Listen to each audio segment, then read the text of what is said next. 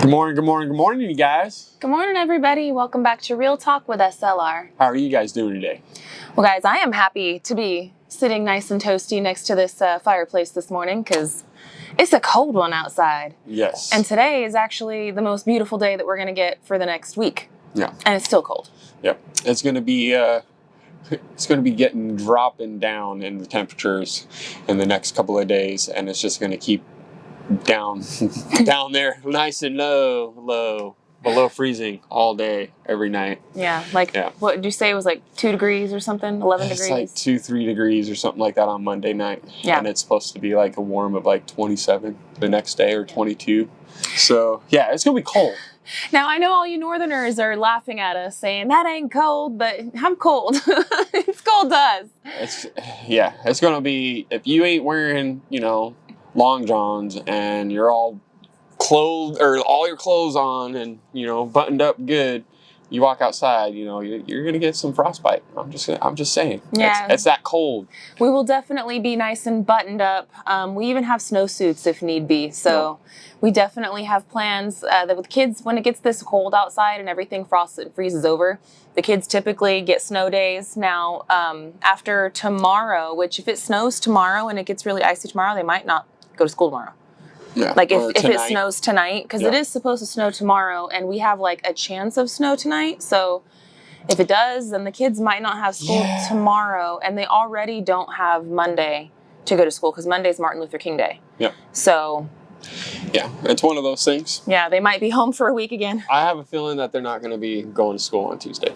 On Tuesday, yeah. Tuesday's my actual birthday too, which will be nice. That'll be nice, yeah. Yeah, that'll be nice. Be able to spend the day with them. Like I said, yeah, because it's supposed to be literally like 3 degrees or 2 degrees on Monday, and that's without the wind chill.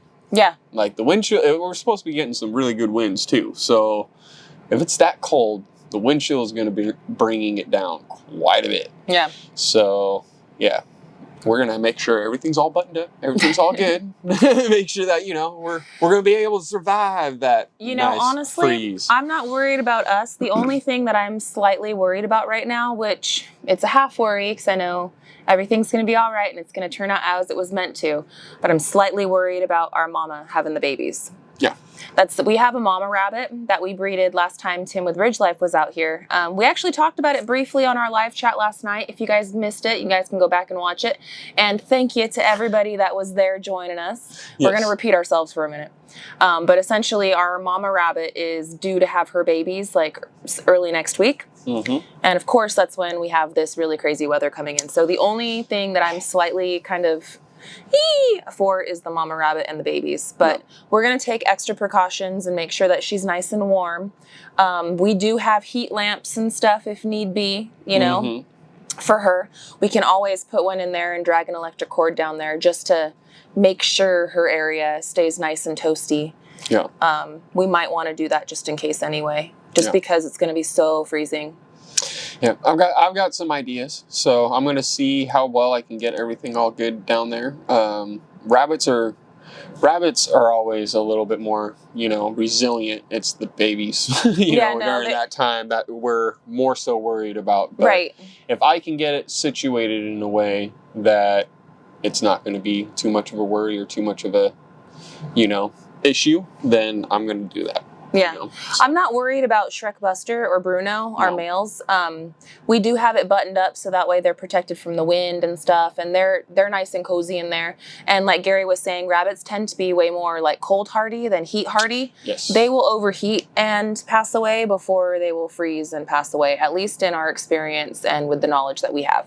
Yes. I've never had a rabbit freeze to death, ever. Yeah. On the other hand, I have had rabbits in Arizona get heat exhaustion and couldn't make it. No. So it's one of those things. But it's the babies that I'm more so worried about because this will be her second litter. The first litter she didn't do well with. And, so it could be a combination of things. I hope that the extreme cold doesn't stress her out, and that she can. But with this extreme cold too, though, it could make her go early.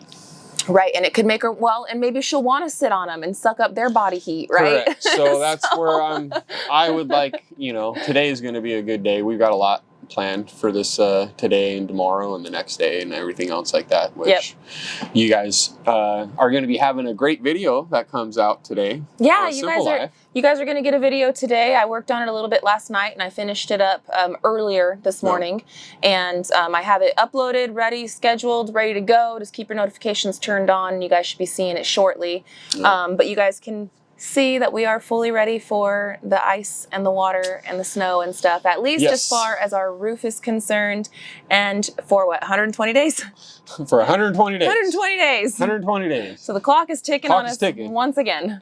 And we're gonna be working on that pretty quick and pretty good. But we do have some other plans and everything today and tomorrow and the next day and all that. Yep. Which you guys will just have to see on Simple Life. Yeah, later. Next week. Later. On. Yeah, later. I have to catalog some videos in. I got to get a nice bit of content lined up on the back end, so that way when we do have times like this next week where we're kind of doing just littler things around here and there, I have a backlog of content to put out for you guys. So I'm working towards it again, guys. And we're going to be getting into that extremely busy nonstop go. Yeah. And I'm looking forward to it, but at the same time, I'm not looking forward to it, just because it's going to be that nonstop go. And but it's going to be so rewarding, guys. Like, we're getting to the point where, every step that we're taking is another giant step, and it's getting to the point where there are going to be some things that we're going to do that's going to be very tedious and monotonous, such as electrical wiring and the plumbing and stuff. You don't really get a good visual satisfaction of doing that as much as you do like when you're putting up walls or putting up sheetrock or siding or whatever. That you get like the visual, when it's all done. Even like the ice and water shields, you get that when it's all over with. Yeah. But when you do other stuff, like I said, the plumbing and the electrical, it's not as satisfying. But at the same time, it is, because now you got water and you got power. So it's like, it's one of those things, right? But I'm really looking forward to this next part of our build. 2024, we're going to really be pressing forward hard on the cabin. Yes. It's going to be big goals. It's going to be a big year. Yeah. And I'm excited for it because I know what's coming this next couple of months. Mm-hmm. And if we can get everything dialed in and good to go, we'll be good to go right after, the snow and ice and everything else is done. And then we can mess around with some metal. Yeah. And we won't be slicking and sliding and everything else because it's all icy. Yeah. And I don't want to do that. We'll be ready for the metal to be up there. Which right now we're just about ready for the metal to go up there. Gary wants to do a wind gap or something. What's it called? Rain screen.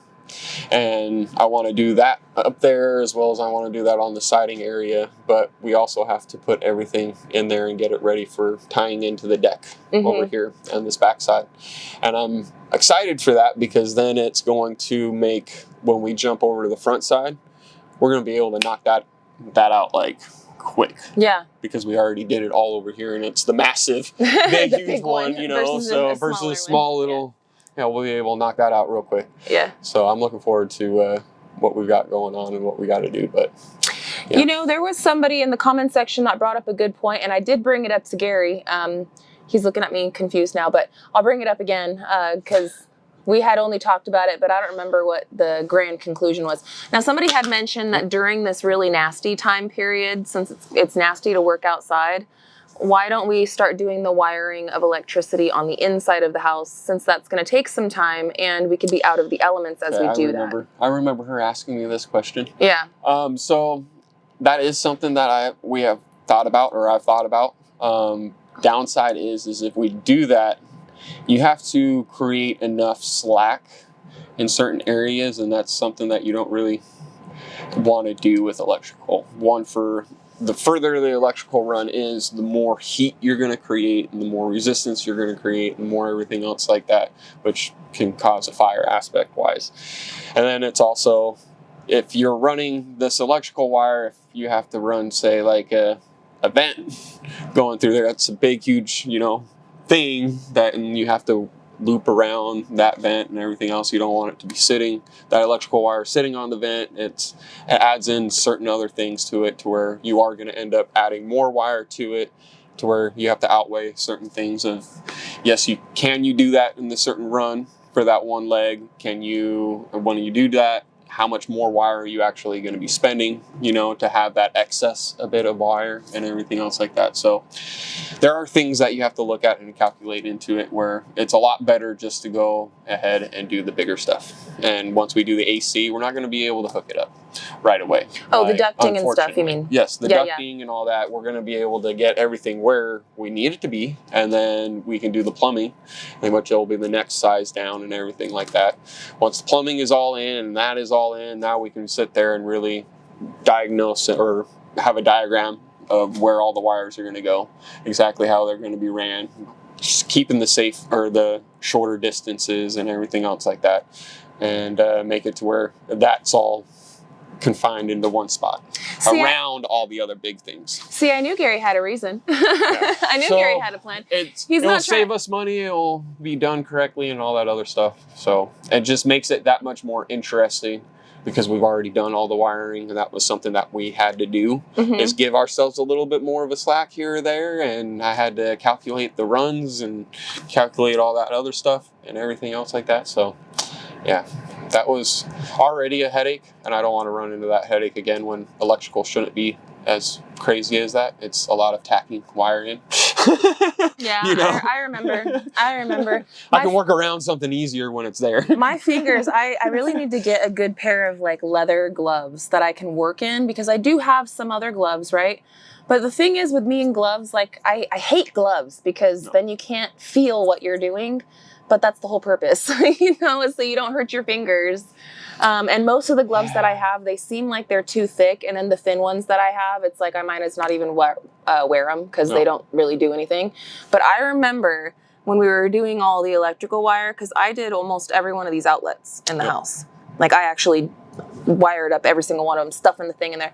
And my fingers afterwards, man, I had like calluses on the tips of my fingers for probably a good couple of weeks. It was there. Yeah. So I want to get I would like to look into, any of you electricians out there have a good suggestion for me on something that's thin enough to where I could feel what I'm doing, but thick enough to where I don't get the calluses. I like they're almost like garden gloves. Yeah, almost. The rubber ones? The rubber, like the dipped ones or whatever. I like those gloves more than any other glove, other than the impacts. Yeah. Like the impact gloves are nice, but it's the same thing like what you're talking about. And they're too fat. Dexterity is gone, to where it's like if you're working with something small, it's like, let me pull these things off real quick. Like, yeah. It's like anytime I'm checking my game cameras, I got to pull out the SD and push the SD in and out, right? Good luck doing that with freaking gloves on. I've tried, and I've dropped that SD a couple of times. I'm like, oh crap, where's that small little micro SD in the ground? Dang it. You're lucky you found it. Yeah, no. Yeah. I found it each time, but... You're lucky. There's been one time where I've had to sit there for like 5 minutes pulling up leaves and moving everything around. Where's this? Dang gloves, man. Well, there's a method to the madness on everything. I trust the process. Honestly, I don't fully understand all of the process. I just go with the flow. And I know that Gary has thought about it inside, outside, upside down, and backwards again. And the biggest thing right now is the roof. I trust you. The biggest thing is the roof. As soon as the roof is all said and done, then we can go around and start working on other things. The exterior, as much as it's a good thing to get siding on it, people think of exterior like that it needs to have or be able to withstand rain, and that sideways rain and everything else, which it does. But at the same time, sheathing isn't really meant to be getting rained on. That's why you have overhangs. Oh, the eaves and stuff. That's why you have the overhangs and everything, and the ones that are very detrimental, that always get a big pounding, or where the gable ends are. Those walls are the ones that always get a huge pounding. These ones right here, where it's smaller and everything else like that, they don't really get a whole lot of water on them. Well, and I do have to say, I'm super impressed with the zipboard systems. Yes. Very, very impressed. Yep. When we're up there and you're doing the ice and water shields, even after being exposed all summer long, and, this whole time it's just been the zipboard system up there with the zip tape. And inside the cabin, even when we had those plastic flapping in the wind with the door and window areas, stayed dry in there. And up there's no soggy, mushy spots or anything like that. The worst that happened was that the logo that says Zip System was faded, but the integrity of the board was still there. So slapping the ice and water shield just on top of that, I'm really it's prolonged it even more. So now we can get away with it even longer. Yeah, and it makes it that much nicer. You know, it protects it. You know, it does. And that's where I'm looking at the side. You know, with the siding and everything else like that. Yes, we're gonna want to address the siding, but at the same time, the roof is the more important part. Right. As soon as the roof is all taken care of and everything else like that, we can come back around and do the siding. Or start doing all the trim work and everything else and make it to where I can access the sides of where all the floor trusses are and actually put all my pipes in there. Yeah. Without having to, you know, mess with a pipe trying to get it into a 16-inch space, 3-inch, you know, that's going to be a little interesting. I'm not going to lie. I'm not looking forward to that aspect of fighting with piping through floor space, but it's an adventure. It should work out nice because I have the open web floor trusses and everything like that. So it shouldn't be as that crazy. It shouldn't be as treacherous as what you're I'm hoping that it's not going to be. You never know, though. You never know. We'll find out when we get there. Exactly. That's what I'm saying. Like, you never know until it's that time. On the positive, we still have several weeks until we're going to be having to worry about that. Correct. Our next MO, right, like for the immediate, is just weathering this next storm. And then working towards that deck, or the tying in the deck to the roofing and everything else like that. Right. And then doing that mudroom area, so that way all of the roofed surfaces are built, and then we can start working with the metal and finishing off from the top, like getting it. Start working our way down. Yep. So we've got a pretty good plan. I think that if we just keep chipping away at it day by day, you know. No. We'll get there. It'll get there, you know, one way or another. It's going to get there. It's a marathon, not a race, right? Correct. Yeah. And it's looking really nice. I've been enjoying, you know, this last holiday season with the kiddos. And yeah, me too. I've been enjoying being able to research a lot of other things and dialing in exactly the next few steps that we're going to be doing. And the products and the ways and installations and everything. So it's been good. Yeah, it's been really good, guys. It's been a very good bit. We've got birthdays coming up now, mine and Anthony's. It's going to start the whole birthday season for our family here now, because right after the New Year's, it's like every month there's 2 or 3 of them, it seems. Yeah. So it's going to start that whole new season. But I'm very much looking forward to enjoying winter. Winter is one of my... I love fall. I love all the seasons. Fall's probably my favorite, but winter's also really close in there too. I love the stillness and the reflection period and all of that. I love all of the seasons probably equally differently. Yeah, in their own ways. You know what I mean? In their own ways. Yeah. But I would have to say the summer is probably one of the least for the weather-wise. Yeah, I'm with you. I will take this freezing 2 degrees over just the weather is what I'm talking about out of it. 105, yeah. There's some great moments in the summer, but that heat. Yeah. It's like, it's gross. It's gross.